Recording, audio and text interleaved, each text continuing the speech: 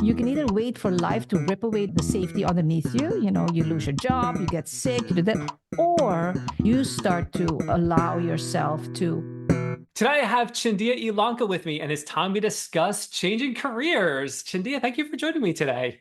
It's a pleasure. Thank you for having me. Absolutely. So, reviewing everything you sent me and our brief conversation beforehand, you've had a very interesting life as far as careers goes. You've done a number of things. You were a teacher at one point, an organizational consultant at one point, an entrepreneur, an author.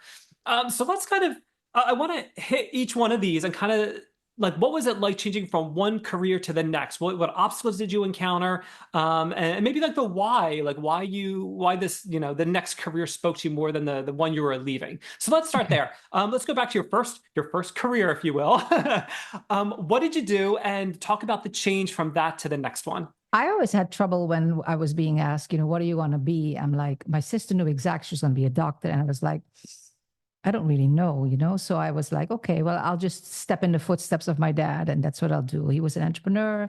It's like, okay, I can take over his businesses and stuff. So I was always looking at what other people were doing and trying to mimic myself to, okay, well, that should be then lead to success and a good life and career. So that's how I started out. And I have to say, honestly, nothing I learned, I did a bachelor's, two bachelors, and then a master's in MIS.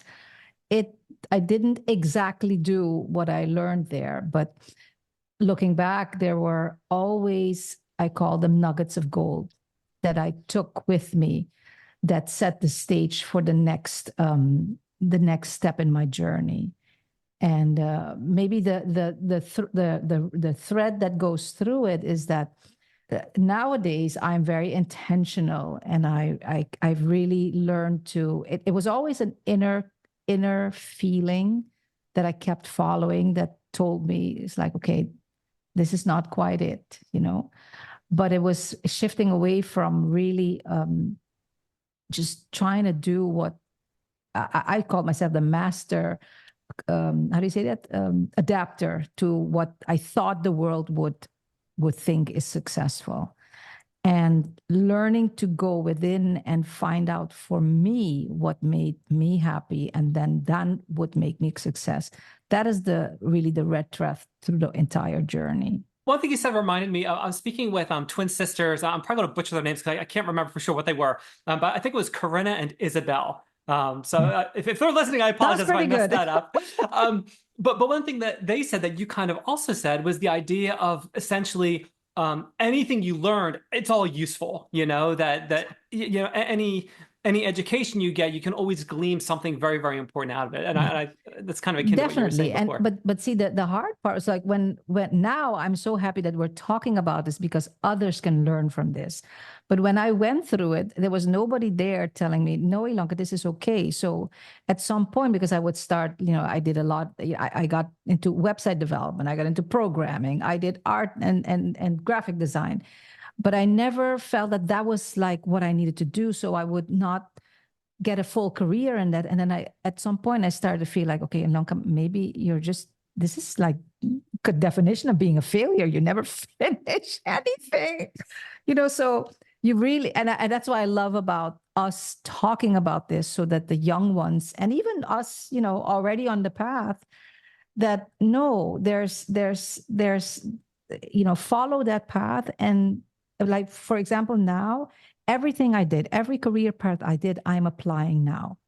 I can do so much by myself and then help me to collaborate in better ways because I understand what I'm asking the other person to do. And so nothing was a failure. It's just I needed to go through that and understand that that wasn't it. But going through it wasn't always easy because society then looks at you and goes like, yeah, she never finishes anything.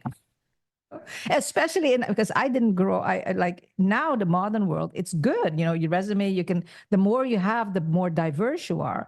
But and this will date me. But when I was growing up, you stuck in a career. You go and you stay. So when they would look at my resume and go like, "Oh, Ilonka, do you have a problem like committing?" And I'm like, "No." Exact opposite. But those are the pitfalls, because nobody shared that with us, that there is something that you're uniquely meant to do on this earth, and it's discovering that depth of why you're here. I completely agree. And that's so interesting, that the idea that, you take something from every place that you had, and that kind of helps shape who you are, and those different rare skills, not necessarily rare skills, but there's different skills that you get from different experiences at different jobs or within a different career. You can take them forward and kind of, mold them and shape them and kind of put them into your current position or whatever. That's really, really definitely interesting. So I'm curious. You mentioned programming, website design. I think you may have said web development. How did you initially get into that? I guess, like, what was the why behind that? Was it something like, I'm really passionate about this, I want to try doing this, or was it like, well, I need a job, I'm qualified for this, let me just try doing this, and you just kind of like fell into it that way? What you said to begin with, I'm the intentional, I really love this, that came later. Not in the beginning, it's like I studied what I thought would be, good, for graduating in economy. Then there was a recession, and, I just ended up taking any job that I could. So life actually kind of not pushed, but kind of led the way also, that I got to experience different things, and I always did look and say, okay, well, I'm good at this. So maybe this is something I should follow. And what I loved is that, like, for example, the graphic design, I'd never considered myself artistic or anything, but coincidence has been a major part. Coincidence, that's later on I learned, oh, this is synchronicity. If you listen to it, that, while I was doing, it was just so, I always wanted to do something with art. I saw what other people did. And so I'd be nagging a friend, hey, will you give us a lesson in Photoshop? And so here, 3 hours in, and I felt somebody, standing, hovering over me. And he was like, did you just do that? And I was like, yeah. And he said, oh my God, you're an artist. And that just like opened up the world for me, because somebody recognized something in me that I had not yet recognized in myself. So and it's that willingness to then go into a place where of uncertainties. It's being comfortable with the uncertainty of life, because a lot of us stay stuck in a career because we don't want to go to the next one, because we don't know exactly what's going to happen, and how is that going to work out, and it keeps us in a lifetime of doing something that is really not, it makes us want to wake up and jump up out of our bed to go and do our work, and there was a time that was normal, but life has changed now, and technology has changed now, and the norms and that has shifted, where I'll have to say this. Even before we were in the dot-com boom and everything, I remember always saying to myself, Ilanka, one day, and I will be working underneath a banana tree and, doing my work from wherever I am in the world. And I didn't share that with too many people because they thought I was crazy, but I would apply that. I remember I was working at a teacher's college, training other teachers. And, I would be, I don't like being in an office too long. So I would just take all my stuff and go sit outside and do my work. And then I'd have people go like, oh, I'd love to have a schedule like you. I said, I have the same schedule, probably even more than you. I just choose to fill mine in differently, But so I always had that. And that was the like I said, the red thread is listening to that voice within. But that was something that had to build, because at first I didn't hear it. And then I would doubt myself, because I had nobody telling me, no, Ilanka, that's good. You should be listening to your inner voice, And so, and that's why I love what you do, because by us talking about this and sharing our experiences, we inspire others. And the younger generation coming in, that yes, sometimes, and I would say the way of the future is that success is nonlinear. It's not, you can't, just like there's no book to say, how do you raise children? Nowadays, we're going into an era of life where there's actually no book as to what does your career look like. on social media, I'm very active on Threads, which I've never been a very big social media person, but as part of this project, social Yeah. media, I have to be a part of it. And I've taken very strongly to Threads. I really enjoy it a lot. And invariably, I see a lot of people posing questions, and it could just be, conversation starters or whatever. But it's talking about like, how do I get started doing X? How do I get started doing Y? I really want to do this, but I can't bring myself to start it. And it kind of goes to what you're saying about like that fear, how people have this fear of being a failure. They're afraid, what will people think if I try to do this and it doesn't pan out? What would they think of me? And Yeah. it's a shame because me being older now, I'm much more confident than I used to be. It's like, who cares if it doesn't work? Give it a try. And you said, it worked or it didn't. But what did you learn from it and take that forward? And there's nothing wrong with that. And so many people are No. just afraid to take that step. No, and it actually makes you much more nowadays. If you're going to work for somebody else, it makes you much more interesting because you have that diversity and background, which I'll never forget. That was one thing in my college experience when we were studying for my master's. That I will never forget it was this one teacher that said, we came in and he said, "There's no books in this class. And you are consultants," because we were doing system analysis. We were the bridge between the end user and the programmers. So, and we said, "You're consultants and this is your project. And, this is your group, your team, and we'll have weekly team meetings to see how it's doing."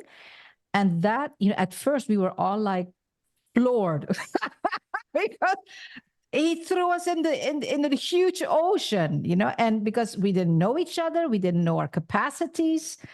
And that is something that I learned, which I find, because in the US, that is such a strength that the US has. And I don't think we acknowledge that enough, that a team, I don't have to know everything myself.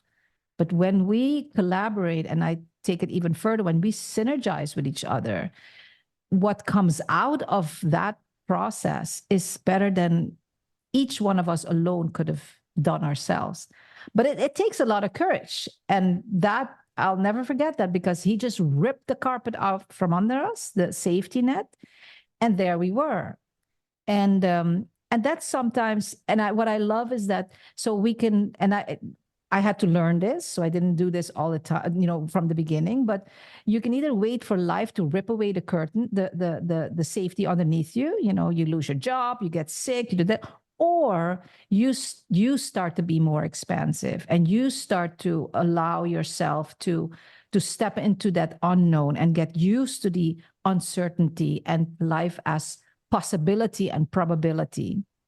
And some people will jump in, and that's good. Others will, put their foot, and, and none is better or worse. Each depends on your situation, and your circumstances. But it's taking that step into the unknown, not knowing exactly where your foot's going to land. When we get comfortable doing that, that's when our lives become so much more expansive, and the possibilities are really endless. So let's hang on that for just one second about putting your foot somewhere where you're not sure where it's going to go. So with changing careers, invariably you could have a sense of imposter syndrome. Like, can I really pull this off? What happens if I switch jobs or whatever, and I'm not performing up to their standard, and a month later they cut me loose, and now I'm without a job completely. How do you what would you say to someone that's like afraid of that component of it? Did you experience that at all? How did you get over that? One thing is, don't ever compare yourself with others, because you don't know. Okay, somebody may just go like, "Hey, I'm going all full out," but they may not have 5 children that they need to send to college, or have no family, or any support network in their bank account to fall back on. So it's all, you have to decide what's good for you, because what works for you may not work for me. So I started. It took a lot, because I worked much longer hours, but I started working my stuff on the side, and then I was like, okay, now I'm gonna make that less. And people would say to me, "Ilanka, don't go all the way, because then you won't have to say." I was like, okay, all right, I'll go halfway. So I did it gradually. And at some point I was like, okay, it's still scary, but I'm going for this, So you do have to listen to yourself and look at because it's a combination of being rational and listen to our rational self, as well as are more expansive or creative. It's that balance, because if you just jump in without thinking it through, yeah, you might just end up being in the mud where you don't want to be. And it will take you, something goes wrong and you'll never try something new again. So it depends. This, along with before, you talked about listening to that voice inside you, and you said you Yeah. have to develop it.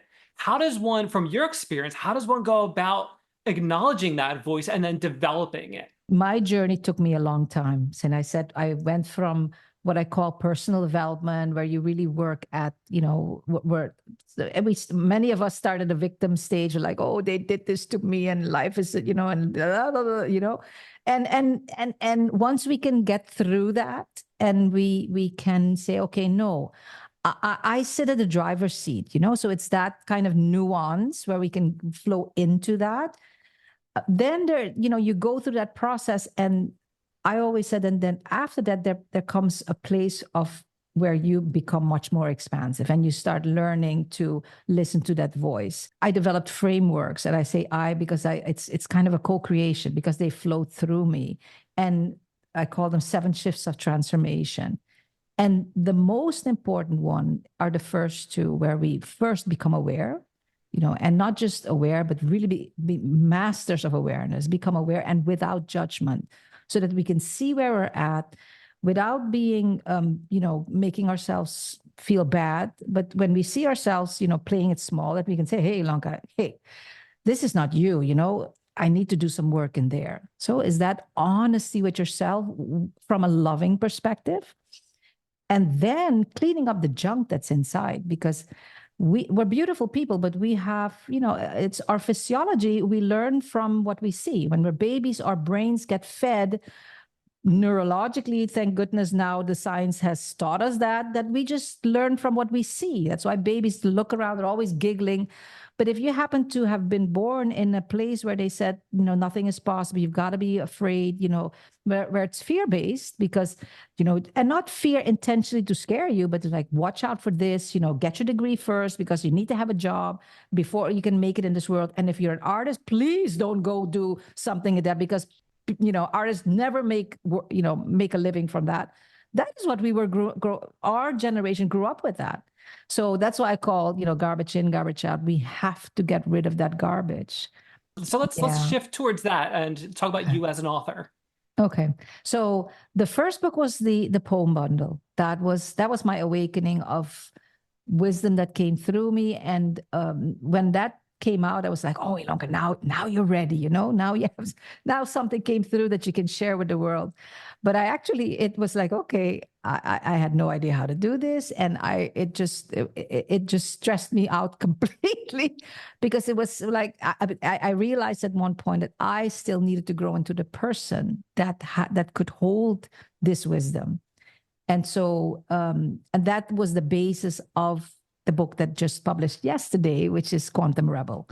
And that is really, it's an invitation to awakening souls with I would say, a loving nuance towards the visionary leaders and change makers, whom I call quantum rebels, to really, to awaken that visionary heart of yours, and to start creating the new systems and structures that our world needs, that in order for us to bloom. Because you and I can talk about all these beautiful things, but if we come into an old structure where, if you do these things, you're punished for it. And there's plenty of jobs and stuff that, they make you work until you're so tired that there's absolutely no creativity left, because when you come home, all you want to do is fall on the bed and sleep. So let's jump back for 1 second to changing careers again. Just want to tackle one more thing before we Yes. go our separate ways.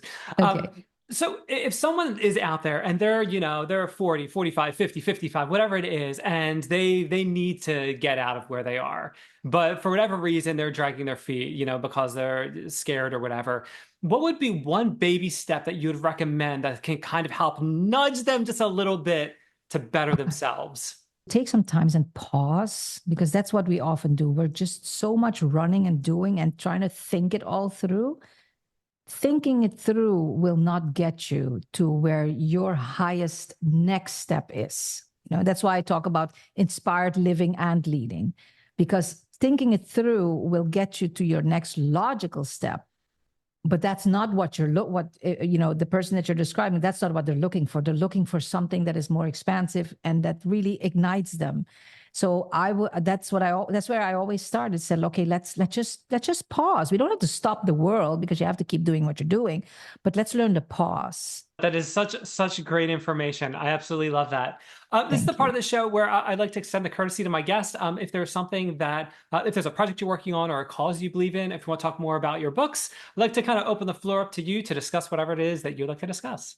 Quantum Rebel just launched. It was a beautiful, experience. And I would say Quantum Rebel is more than a book. It's really an invitation for us to step into our highest, greatest purpose for being here. And I say, it's shifting away from the old traditional models of success where, we have to choose between profit or purpose, or we have to choose between achievement or balance. I either have to do, and afterward, I'll go sit and relax. No, it's about because it's the and that is possible nowadays, or it's always been, but we have come to this place where it's becoming more and more of the new normal. So it's giving more of us that permission, so to speak, if we need permission to go there. So I would say my focus is on really building the Quantum Rebel community. You can buy the book on Amazon, and if it resonates with you, you can come to the Quantum Rebel website, the book, and you can sign up and join the community for free. The key is the book. That's what because I really, it's very important that it's like-minded people that come. That is awesome. I will make sure I get those links from you. I will put them on the website. They'll be in the show notes. They'll be all over the place. So when people are trying to find your book and find information about you, they'll easily be able to find it. Awesome. Shindi, it's been absolutely awesome having you on to discuss, and we learned about your journey and what it's like to be an author as well. This was amazing. So it was a natural, beautiful conversation. Thank you. Thank you for having me.